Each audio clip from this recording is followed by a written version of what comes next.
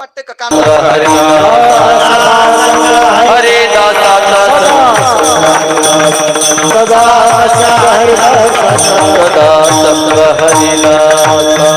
ही पंढरपुरातली ताकद आहे महाराज. फार फार मोठी शक्ती पंढरपुरात. एक सांगू तुम्हाला, एवढी तीर्थ पाहिली, एवढी तीर्थ पाहिली, मा नर्मदा मैया सह मी सुद्धा एक माणूस आहे. ती ऍडव्हर्टाईज झाली ब्रेक के बाद. सांगितलं 11 वाजले, बाळ्या संपेव आता. इथपर्यंत आवाज आला त्या अर्थी. मैया नर्मदा. आता काही ना काही माझ्याकडे सुद्धा पाप आहे. मी संसारातला माणूस आहे, चमचा भर काऊत नाही चिखलानं भरलेलो आहे. तर मी जेवढी जेवढी नर्मदा मैयात स्नान केली, माझं पाप धुतलं असेल त्या माईनं, पण माझं तिच्यात सासून राहिलं. तर तिच्यातलं पाप धुण्यासाठी इथं पंढरपुरात यावं लागतंय. सकल तीर्थे येती माध्यान काळी पुंडलिका जवळी करती आंघोळी. वेगात आपला वेळ झाला.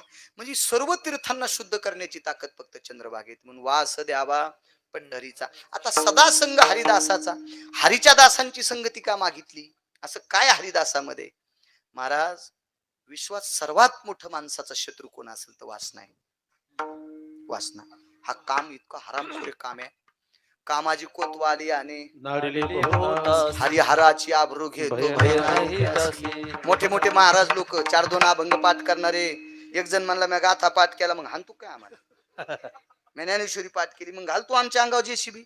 अरे तुला गाथा ज्ञानेश्वरी पाठ करायला माणूस केलं हे सांग ना. आणि नुसती पाठ केल्याने महाराज होत असतो का? एपीजे अब्दुल कलाम जातीने कोण होते? इतकं सांगता येतं तुम्हाला? त्यांना गीता पाठ होती. युम पठाण कोण आहेत? प्राध्यापक युम पठाण जातीने कोण आहेत? प्रचंड ज्ञानेश्वरीवर अभ्यास. महाराज, बुद्धीचा प्रकोप असला, जरा मदत असली की कोणी माणसं पाठ करू शकते. त्याचा काय? आता एपीजे अब्दुल कलाम मुस्लिम आहेत, प्राध्यापक मुस्लिम आहेत ते, पण ते सुद्धा ज्ञानेश्वरी पाठ करते. तुम्ही हिंदूचे लोक पाठ करता, काय दळीत बसता? काय नवलाची गोष्ट आहे? आपल्याला जर कोंबडं केलं असतं तर एखाद्याच्या दिवशी 7 कापलं असतं. आपल्याला माणूस केले ना, गाथा ज्ञानेश्वरी वाचण्यासाठी केलं. एवढं काय असं बुसकट असं फारशे अंगाला गंड चिटकून घेतले नाही पाहिजे. हे गंड बेकार असतात. कालांतराने हे फुटल्या माणसं जवळ येत नसतात. वास येत असतो त्याचा. त्याच्यामुळे अहंकाराची गंड नसावा. काय सांगत होतो? संतांची संगती का?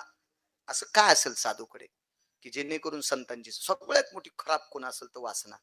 आणि ही वासना संपवायची ताकद फक्त संत चरण रज लागता सहज वासनेचे बीज जळून जाय. महाराज, एकदा वासना संपली की कामच संपलं. याच्या पलीकडे सांगू का? साधूच्या पायात आलिंगन संताची या दिव्य झाली माझी काया. मस्तक हे पायावरी त्यांच्या ठेविता. साधूच्या पायावर डोकं ठेवलं की कामच संपलं. महाराज, काम इतकी मोठी ताकद, इतकी मोठी ताकद. महाराज, लाहोर चित्र ससे धरणाऱ्याच्या कुळातली शबरी मतंगाचे पाय धरले, शरभंगूचे पाय धरले. अजून 4 माणस महात्मे आहेत. सगळ्या गोळ्या एखाट्या घेतल्यावर रिॲक्शन येत असतं बळू काका. त्याच्यामुळे मोजक्या पुढच्या पुन्हा दुसऱ्या कीर्तन करायला विचारायचं. शबरीनं 6 साधूंच्या पायावर डोकं ठेवलं. तिचे येणे जाणे खुंटले. आणि लाहोर चित्र ससे धरणाऱ्याच्या कुळातली होती ती. लाहोर ससे धरणाऱ्याच्या कुळातली होती. साधूच्या पायातली इतकी मोठी ताकद होती. मला वाटत नाही वाल्या इतका पापी कोणी असेल, पण नारदांचे पाय धरले, काय मोठा अधिकार प्राप्त झाला. महाराज, राजपुत्र ध्रुव हा किती मोठा आहे, किती मोठा ध्रुव, किती मोठा ध्रुव. पण या ध्रुवाला मधु नावाच्या अरण्यात नारदांची भेट झाली. जगाचा बाप सापडला. सदा संत संग देई सदा. साधूची ताकद किती मोठी. 5 मिनिटात पुरावा ऐका आणि पूर्ण विराम करतो. वेळ झाला आहे का नाही आता? हो, कारण जरी जागराचा दिवस असेल तर स्वयंपाक आमक पुन्हा सामुदायिक जागर होईल. आपल्या वेळेत आटपिलं पाहिजे माणसानं. साधूची संगती कशा करता मागितली?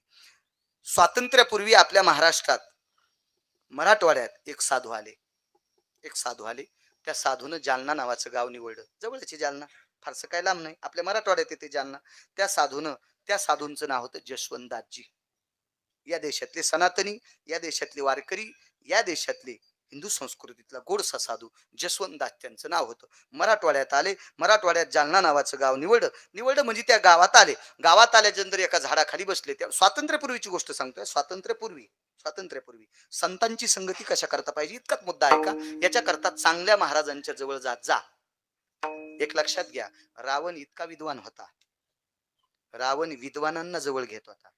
आणि विद्वान जर जवळ नाही आले तर रावण आठवड्यात 1 दिवस सगळ्या राज्याचा कारभार सोडून त्या विद्वानाच्या घरी पळच रावण जात होता.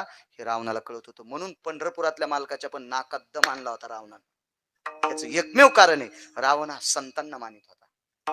एवढा मोठा पुरुषार्थ होता रावणाचा. साधूची ताकदच फार मोठी. मला संतांची संगती कशा करता, एक त्याच्या अलीकडचा एक मुद्दा सांगतो. एका एका व्यक्तीला मुलगी झाली, श्रीमंत भाऊ. ती मुलगी झाल्याच्या नंतर झाल्यापासून तिला कर्कश नावाचा आजार झाला. कर्कश नावाचा आजार, त्याला आताच्या डॉक्टरच्या भाषेत काय म्हणता येईल मला काय माहित नाही, मला फक्त पुराणाची भाषा. मी शिकलो बी 7वी, त्याच्यामुळे जास्त कशाला. जिला गौऱ्या लावता येत नाहीत तिने धिरडे करायचे नाही. हा, जिला पिठल्यातले गोळे फुटत नाहीत तिने बासुंदीच्या नादी लागायचं नाही. दुधाचा खराबा करशील रावदी मंजुळा, आम्ही तसं कशाला उगा आहे का नाही. आपल्याला 7वी शिकलेल्या माणसानं डॉक्टरायचं कशाला माप घ्यायचं, आपली पात्रता आहे का ती नाही. पण कर्कश नावाचा आजार झाला. कर्कश नावाचा आजार दूर करण्यासाठी वाटेल ते वैद्य केले, पण काही गुण नाही आला. एक व्यक्ती त्या गावात आल्याच्या नंतर त्या व्यक्तीनं काही डोळ्याचं पापण तरी हे बोट त्या मुलीच्या जिभेला लावल्याच्या नंतर 7 वर्षाचा कर्कश नावाचा आजार कायमचा दूर झाला. त्या साधूचं नाव आहे रामकृष्ण परमहंस. एका क्षणापूरची संगती झाली तर 7 वर्षाचा आजार जातो. सदा संग संत संग दे सदा, म्हणून संतांची संगती पाहिजे. ऐका पुढे. जालना नावाच्या शहरामध्ये जशवंतदासजी आले. आल्याच्या नंतर एका झाडाखाली बसले. आज ती जागा अब्जावधी रुपयाची आहे. अब्ज हा शब्द खोटा, मला वाटतं 100 कोटीला अब्ज म्हणतात का, कोटीला हो. आणि 1 कोटी किती लाखाचा, 100 लाखाचा 1 कोटी. मी लाखाच्या दाळीलाच लाख समजित असतो. आपण कशाला आगाव पण आहे का नाही, कशाला ते लाखन गिखन हे मस्त लाखा आणीत असतो. कधी कधी पेरतो मला जमीन बी लाखाच्या लायकीची, आणि ती जमीन पेरीत असतो. लाखन आपलं तेच भाडायची, त्याची पिठलं गिठलं आपलं मस्त. कधी कधी लाखाचे ओले तोपर्यंत धापाटे फार चांगले होते मस्त लाखाचे. मी त्याला लाख समजित असतो. मानावे ते म्हणी समाधान. कशाला आगावपणा करायचा आपल्याला. तर ते 100 लाखाचा 1 कोटी आणि 100 कोटीचा 1 अब्ज. आज ती 3.5 अब्जाची जमीन आहे, म्हणजे 350 कोटीची आजची जमीन आहे. त्या जागेमध्ये जशवंतदासजी नावाचे संत बसले एका झाडाखाली. ती जागा होती या भारत देशातल्या एका महाराष्ट्रातल्या मराठवाड्यातल्या मुसलमानाची. गोल टोपी घातलेला, पांढरी टोपी खूप गोल होती टोपी. मुसलमान काजी आहे, मौलवी आहे, तो त्यांचा धर्मगुरु आहे. काठी टिकीट पाहिला. आप कहा के बोले, मुझे पता नाही. साधून काय सांगितलं बुवा, हमें पता नाही. तर तो काजी म्हणाला, आप कहा कोई तो कोण्या न कोण्या गावाचे असताना. जाऊ दे हिंदीत कशाला आपल्याला, आहे का नाही, आपल्या मराठीत बोलायचं. एक जण म्हणला, महाराज हिंदीत भागवत करा आमच्या राज्यात तुम्हाला नेऊ. मी म्हणलं माझ्या नदीला भरपूर पाणी आहे म्हणून मी त्याच्यातच मोटर टाकून हळद भिजितो. मला हिर पाडून उग खालच्या मोटरी टाकून ते कुठाने करायचा नाद नाही. म्हणजे महाराष्ट्रातच भरपूर पाणी, मला तू ह्याकडे कशाला नाचायला नेतो. विठाला तू ह्याकडेच भीक लागली तरी महाराष्ट्रात ही, हा महाराष्ट्र सगळ्याला सांभाळी तू, आम्हाला तू ह्याकडे याची गरज नाही. विठाला विठाला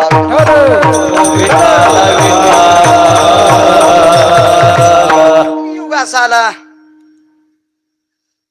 आपण कुठले ना कुठले आहात नाही म्हणजे विश्वची माझे घर. पहा साधूची अवस्था. हो, हे विश्व माझं घर आहे, मी जिथं जाईन ते माझं घर आहे. ठीक आहे. काजीने टोपी काढून डोकं खाजू. क्या महात्माजी विश्वाला घर म्हणणार आहे, काय महात्मा आहे. अब्जाधीश, स्वातंत्र्यापूर्वी अब्जाधीश मुसलमान. कुछ पाणी जलगिल हो ना, नाही मेरे पास है. पण जे कमलंडूत पाणी होतं त्यानं गुळणा केला, हात पाय धुतले, पायावर पाणी घेतलं, पण पुन्हा पाणी पिण्याच्या सोन्याच्या झारीत पाणी आणून दिलं त्या काजीने.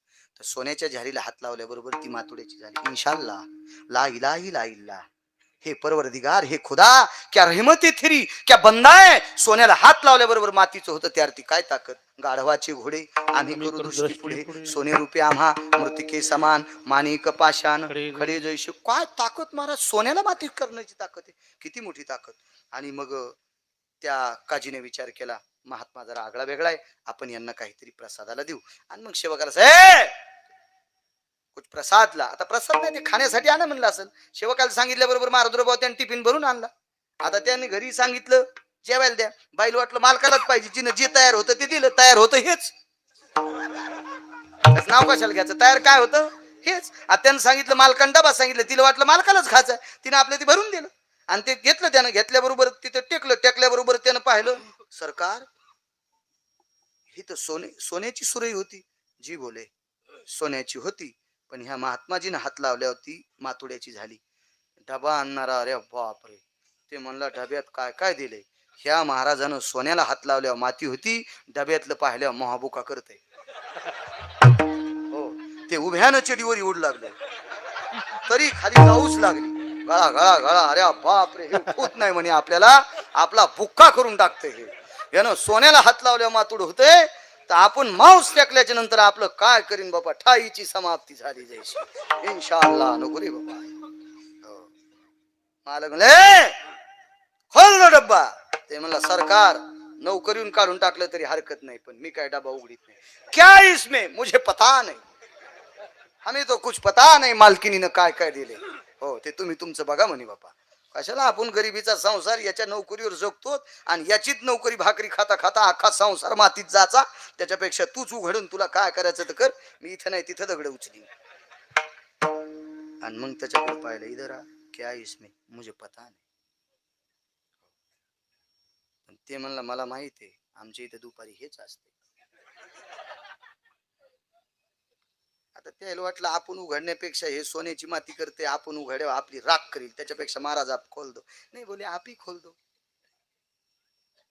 महाराज स्वातंत्र्यापूर्वी अब्जाधीश मुसलमान संतांची संगती कशा करता पाहिजे. श्रीमंत भाऊ हात चळचळ कापत डब्यावरचा असं ते कपडा बाजूला केला आणि झाकण उघड्याबरोबर 4 रंगाची फुलं सापडली. 4 रंगाची फुलं सापडली. त्यावेळेला जालन्यातल्या स्वातंत्र्यापूर्वी 450 कोटीचा मालक, स्वातंत्र्यापूर्वी 450 कोटीचा मालक टोपी खिशात टाकून दोन्ही गुडघे खाली टेकले आणि जसवंतदासजीला मुजरा केला. जसवंतदासजीला मुजरा केला आणि सांगितलं हे फुलं आता पूजे करता पाहिजे. पण महाराजांनी सांगितलं पूजे करता फुलं तयार झालेत मासाचे, पण यही तो मंदिर नहीं, यही तो मूर्ति नहीं, भगवान नहीं, कहां से भगवान लाएंगे, कहां बिठाएंगे. तर त्या 450 कोटीच्या मालकानं सांगितलं जितकी जागा पाहिजे तितकी घ्या. तर स्वातंत्र्यापूर्वी जसवंतदासजीनं हातातल्या काठीनं रेग मारली आणि आतमध्ये जितकी जागा आहे तितकी आज मठाला देऊन टाकली. आज ती 350 कोटीची जागा आहे. आजची 350 कोटीची आजची दृष्टांत संपला. या देशातला मुसलमान सुद्धा प्रसन्न करण्याची ताकद संतात आहे. या देशातला मुस्लिम बांधव तेव्हा सांप्रदायात जातीवाद नकोय. आपल्याला काय गरज आहे हा कोण्या जातीचा महाराज आहे ते कोण्या पंथाचा आहे. यातायाती धर्म नाही विष्णुदासा, निर्णय तो ऐसा वेदशास्त्री. तुका म्हणे नाही जाती सवे काम, ज्याचे मुखी नाम तोची धन्य. आपल्याला काय करायचं कोणाच्या जाती. आणि एक लक्षात ठेवा, दुसऱ्याच्या जातीला नाव ठेवले ना आपला धर्म वाढवतो का.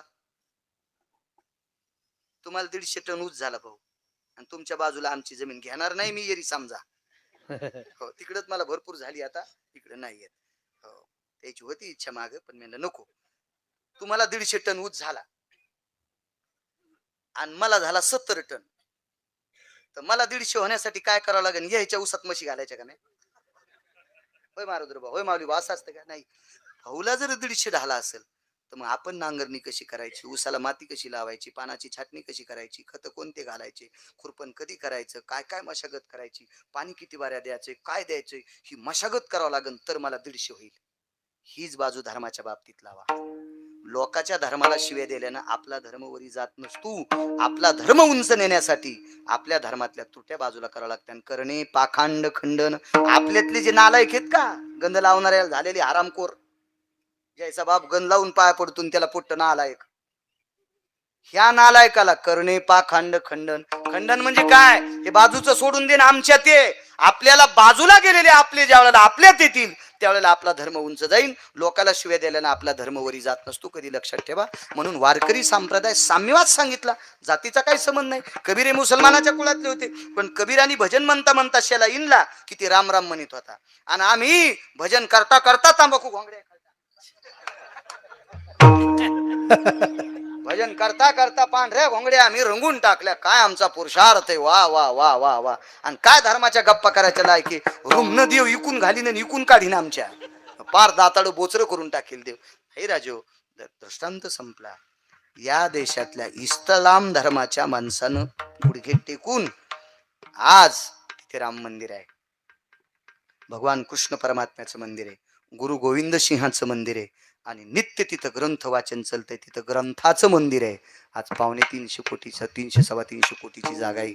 महाराज परधर्मातला माणूस आपल्या सनातनी साधूचा ऐकून या धर्माचा उद्धार करतो, त्यावर ते आपला उद्धार करणार नाहीत का साधू. म्हणून संत संग देई सदा विठोबार.